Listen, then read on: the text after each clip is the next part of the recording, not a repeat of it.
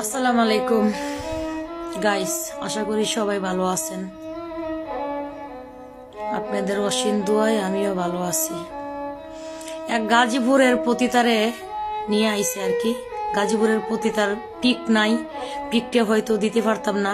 এই কিছু কিছু দুই টিকের মাগিগর লাগিয়া নারীর জাতিটা কলঙ্কিত হয়।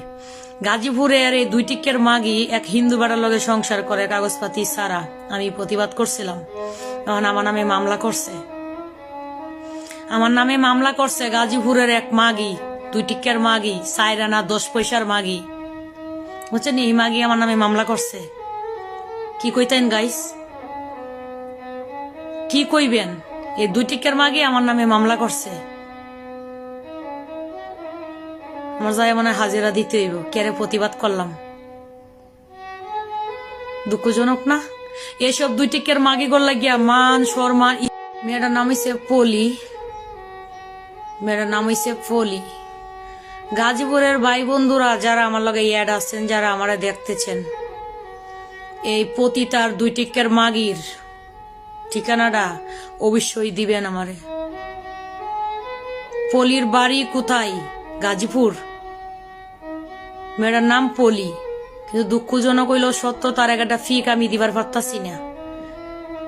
ছবি দিলে তো সবাই, পিক দিলে তো সবাই চিনতে পারলোই, তাই না?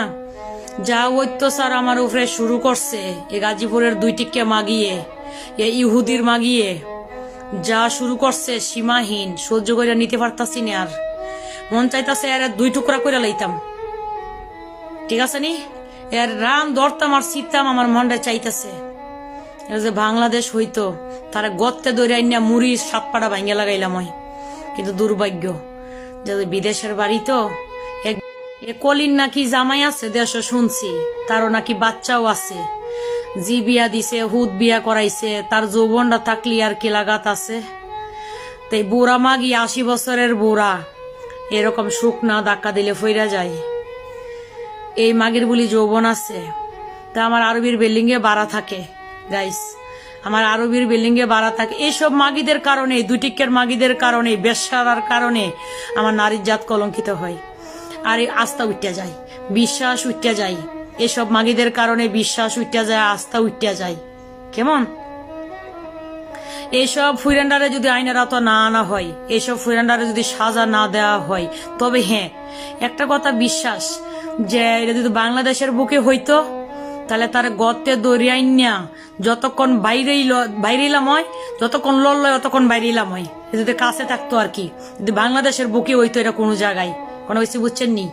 যে জায়গায় তার জামাই আছে দেশ যায় আবার ফেরস্ত হইয়া যাইব গা, কিরা কসম কাইটিয়া ফেরস্ত হইয়া যাইব গা। কিন্তু আমাদের দুঃখ লাগে কি জানেন? আমরা যখন রাস্তা দিয়ে আডি তখন কয় কি জানে গাইস, তখন কয় তোর মুসলিম বই নইয়া, মুসলিম নারী হইয়া তোদের ঢাকা শহরের মেয়েরা, গাজীপুরের মেয়েরা এদিকে হিন্দু বেটার লগে সংসার করে। থাকাচ্ছে মরাবালা না, তাকাচ্ছে মরাবালা না? আমরার মতো নারী হইলে তো মারা যাইতাম।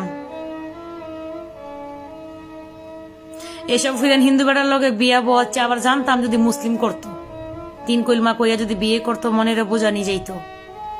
বড় বড় পাওয়ার, বড় বড় নাইজ দেয় হিন্দু বেটার লগে সংসার কইরিয়া, বড় বড় নাইজ দেয়। আমার আরবি বিষয়টা জানে, বিল্ডিং এর ভিতরে যত মানুষ আছে সারাই খবর জানে। এ আমরা যে জায়গাটার ভিতরে থাকি রুডে, বেড়ার নাম তো তৈছে আমি আকাডা না, এর নাম তো হইছে আমি আকাডা। আতের ভিতর দিয়ে হাত ঢুকাইয়া রাস্তা দিয়া হাঁটে।